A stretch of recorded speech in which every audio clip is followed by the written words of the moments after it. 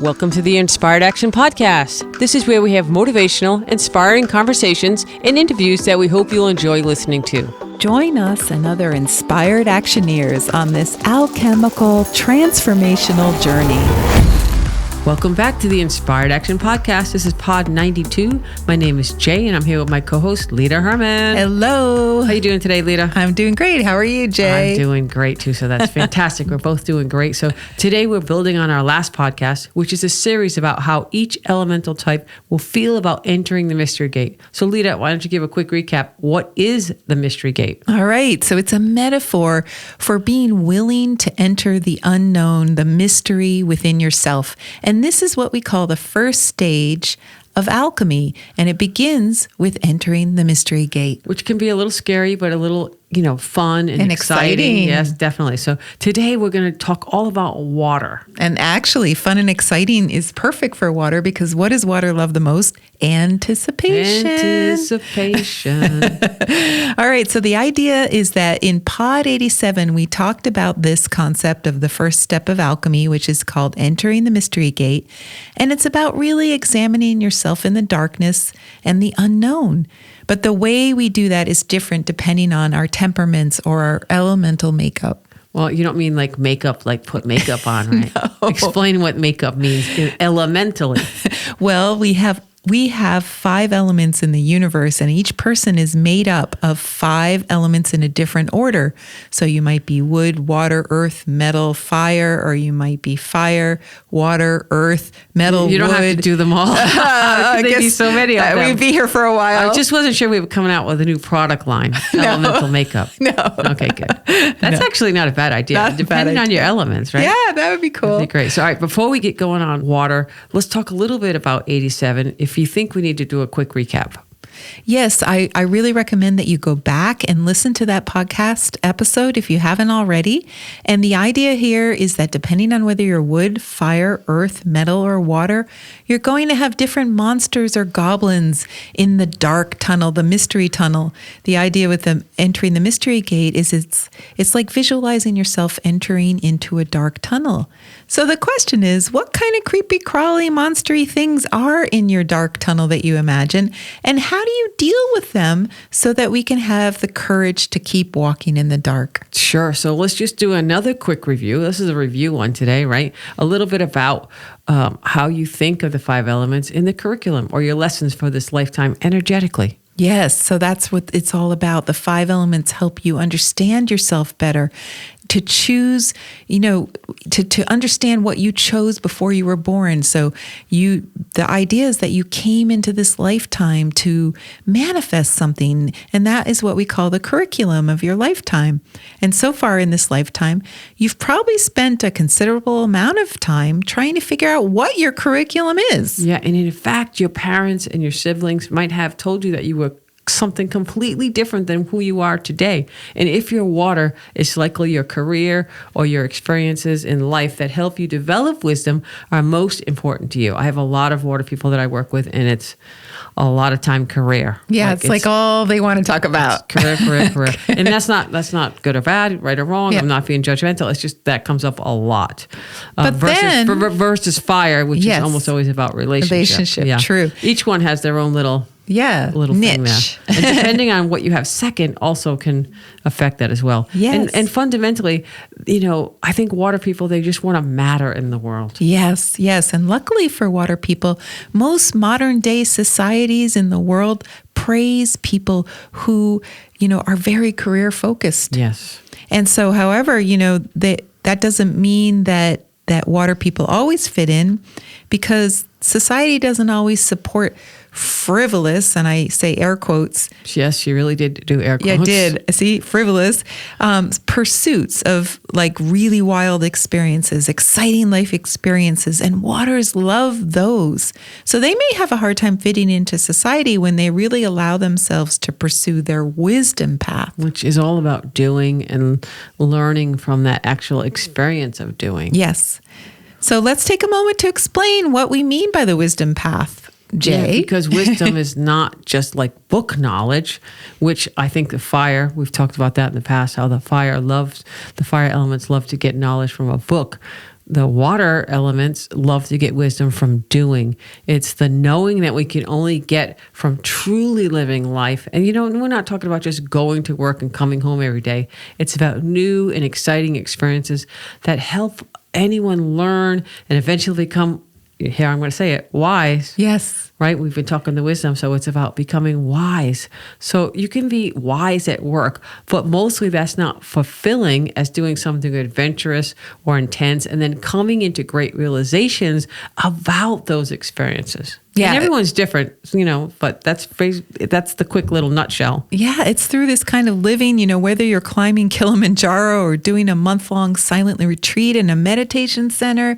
I mean, it's just you love things that are a bit more extreme. Yeah. And, also, I just want to put a little asterisk here that the water elements are like the safety monitors of the elemental world. So you might be doing a hike in Kilimanjaro and then jumping off and doing something crazy like hang gliding or something, but you're going to have like triple checked your, parachutes or your first aid kits or all your resources. It's the safety monitor. So if you want to do crazy adventures, do it with a water person. Yes. And I just was thinking, I knew this doctor once who worked really, really hard just all the time, but she also played really hard and she was water. So that meant she was always traveling off to some foreign country and like having an amazing experience, climbing a mountain, skiing a mountain, kayaking through, some foreign, faraway place like Patagonia or sure. And wood people love to be part of those adventures as well. Yes. So it's kind of a win-win on that if you have a water friend and a wood friend. So I think that's really great. And, I just feel like, that's how they get their meaning of life, by doing. And, some people find it other ways, but this is what the water people gets excited about. Yes, they're really looking for meaning in life. So then they can feel like they matter in the world, like something they did mattered.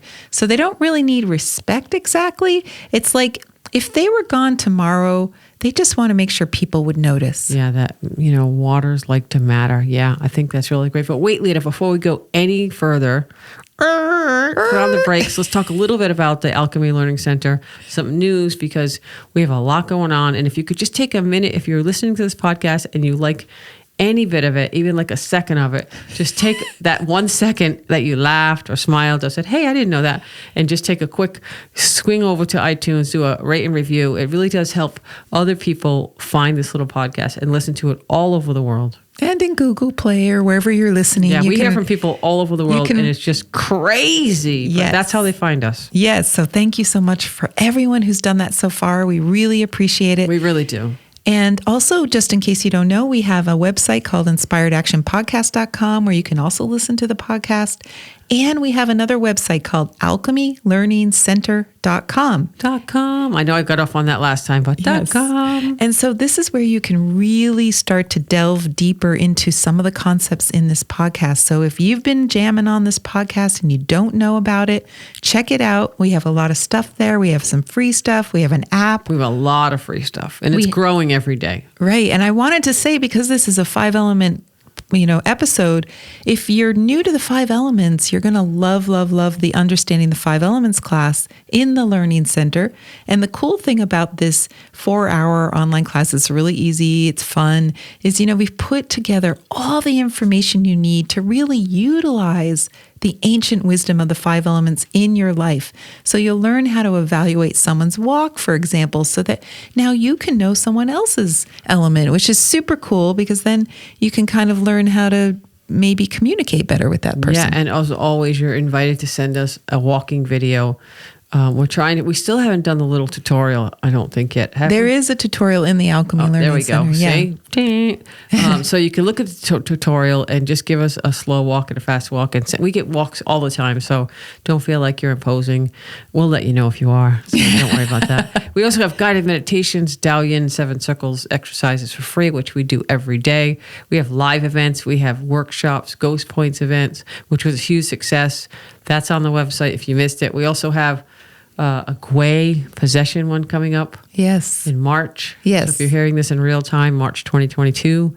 We also have created a curated podcast list for when you're in a hurry and you don't want to listen to all of them, or you just want a specific topic, so you can check that out, which, by the way, is pretty popular. People I think as we get really busy, it's easier to just click on the curated podcast list. So we just have a lot of things, and we're creating this community of alchemists, like-minded people, share thoughts, experiences in a completely non-judgmental atmosphere, which is refreshing and fun. Yeah, so go check it out, alchemylearningcenter.com. Yes, that was really good, Lita. And again, if you have a minute or a second or 5 minutes, it's up to you. Rate and review us on iTunes or Google Play or Spotify, wherever you're listening. That would be great. It really does help, and we're so grateful. And let's go back to our regularly scheduled podcast. Water. They've probably been waiting and like, come on, get back to the water. Yes, because they anticipate all the time, and they're waiting. So being water is like being invited to the party and then trying to figure out how, not to be a fly on the wall, how to be really intense and involved in everything. But there's such a push-pull between wanting to be involved and be a part of everything, and at the same time, sometimes enjoying being alone or being on the sidelines. So it's like being afraid of being invisible or too visible. And that's kind of where waters hang. I think a lot of waters, and not all, not just casting a wide net here, but because, many water elemental people feel like they're ignored or overlooked or not seen, unseen. Yes. Is that a word, unseen? Yes, it can. Unseen, there right? you go. Yeah. But the first thing we need to establish here is that out of all the elements, water is the most varied. So the second we say waters are like this. I know, that's what I've been trying to say. I'm not saying everyone is, because they're like, I'm not like that. No, we know that. Yes. Totally, 100% know that. Yes. Any one thing we say about a water does not apply to every water person. And that's mostly because water, by its very nature, like real water, varies so much. I mean, think of it. There's the wide open sea. There's the rushing river. There's the babbling brook. There's the still pond. We could go on and on. And on, yeah. And then all the different variations, frozen, fragmented, streaming, right. Trickles. Yeah. I mean, rain. There's rain. Yes. So the differences are more in terms of whether water is being more still in any moment or moving. So it's stillness versus movement. And then how fast that movement is happening is why it's so hard to generalize about the water element.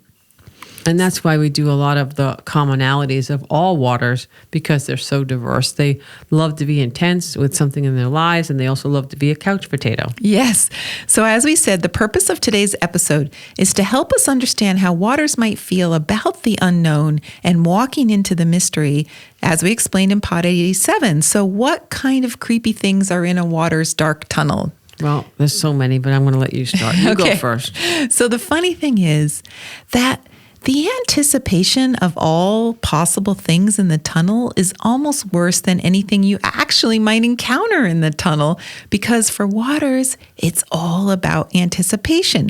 And sometimes this is very exciting and wonderful, but it's intense in a good way.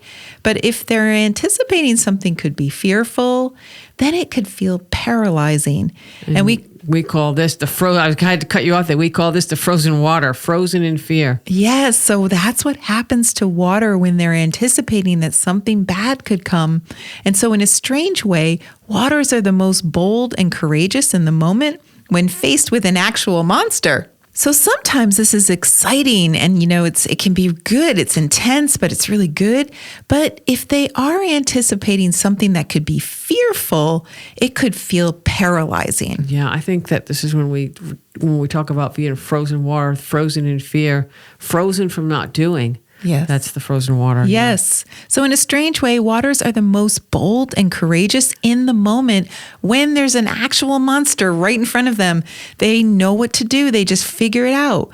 But when told that anything could pop up at any time in the darkness and no one knows anything about it, well, then they might freak out. Yeah, and I think that sometimes this goes as the ostrich with the head in the sand. Yes. They're like, I just don't even want to deal with it. I'm just going to pop right out of this. Yeah. Yeah, so because waters are really good with emergencies in the moment, if they didn't have to think about the emergency happening and they're just in it, that's their strong suit. But anticipation of that emergency of something unknown that they don't know what's coming, but they know it's going to be an emergency, that's much harder for them. Yeah, so Lita, the real question is, can they continue to step forward in the darkness, in the tunnel, when they feel like there are too many unknowns, too much anticipation? Is that a thing, too much anticipation? Yeah, and then the other question is, why would they want to even do the dark tunnel at all? I mean, because for waters, it's about trust with a capital T. We've talked about this a lot in the podcast. If they have the ambition, which ambition's a water word, by the way, to get to the end of that dark tunnel, because they know that if they do, they will have evolved and grown and changed. Because anytime you choose to walk through something really scary, you evolve. And so that's really the benefit, that they might want to do this. They may be willing to face the darkness. And what helps them to do that is they can rely on their ability to trust. And trust is their superpower. Yeah, trust life, trust the universe, and know whatever comes out, whatever comes their way, good, bad, intense, whatever it is, they will know what to do in that moment. I write it on my board all the time. Trust in the moment you'll make the right choice. Yes. And that is trust with a capital T. Yes, it's like waters are prepared without having to do the preparation. Their preparation is simply their ability to adapt and adjust to any situation. So they're like born with prepared. Yep. But the second that someone says, you better get prepared, then they freak out, because getting prepared is kind of a ridiculous concept, but they don't know that. And so they're like, oh, what do I have to do to get prepared? And they get all anxious and upset about it. But if they just know that they have innately in them the ability to adapt and adjust to any situation, then that's super cool for water. And that's what we call trust with a capital T. And that's true for water in their life at any time. And once they realize this fact, then they can walk anywhere and know that whatever they are faced with, they will know what to do in that moment, even though they have no idea what to do in advance. Yeah, that's really that is it. And that is just the message we keep trying to get through on this. So that's what water will likely be dealing with within their first step of the first stage of alchemy, either in eagerness to embrace the unknown and confidence that they'll figure things out, or dun dun dun, Dun, dun, paralyzing dun. block of ice, like an iceberg that cannot move and will not move and does not want to move forward. So can you see the big difference there? Yes. The big separation there, and everyone else is in the middle Yes. at different various levels. So that's really what this is about. So the real growth and evolution of the water person is to move from that frozen in fear state to an understanding that they are safe, because they are made to adapt quickly to any situation, even emergencies. I think especially emergencies. Yeah. I always think when we're hanging out with water people, and like on something, a branch snaps in the woods, or an ambulance is coming down the road, or whatever, they are like usually ready to go. They're on it. They are on it. Their heads are already whipped around. I'm like, what? And they're like, oh, did you hear that? I'm like, no. So yeah, they're the ones you want to hang out with if you're doing things that are like challenging or fun or just, unknown. They're great to have around on an adventure. Yes, they are the adventure ones for sure. Yes. All right, well, I think that's a great place to end for water. So, And this ends our series about the mystery gate. And so we've got some surprises coming up for you soon. So we're excited. We're going to continue on with this season. And don't make that vague statement anxious, water people. Yes. We have surprises coming, but we're not going to tell you what. Yes, because this is the Water Podcast. We want you to anticipate something, all possibilities. Right. Anything could happen. Anything could happen. That's a great way. Okay, anything could happen. So, all right, get your trust, put on your big girl pants or your big boy pants, get your trust with a capital T going, and you can go down the mystery gate. All right. Yay. Thank you. Bye. You've been listening to the Inspired Action Podcast, and you've reached the end. Woohoo! Why not celebrate a little bit and click that subscribe button right there. We love having you with us on this journey, and we want it to continue. You can also rate and review this podcast. And if you have already, thank you so much. We read all reviews, and your reviews help other people find this podcast as well. You can also be a part of this podcast yourself by submitting a voice recording message and emailing it to us at lita@inspiredactionpodcast.com or jay@inspiredactionpodcast.com. And if you want, you can join our Facebook group or follow us on Instagram. Join us next week for another Inspired Action conversation. And thank you for listening. Thanks for listening, and remember to hug the dog.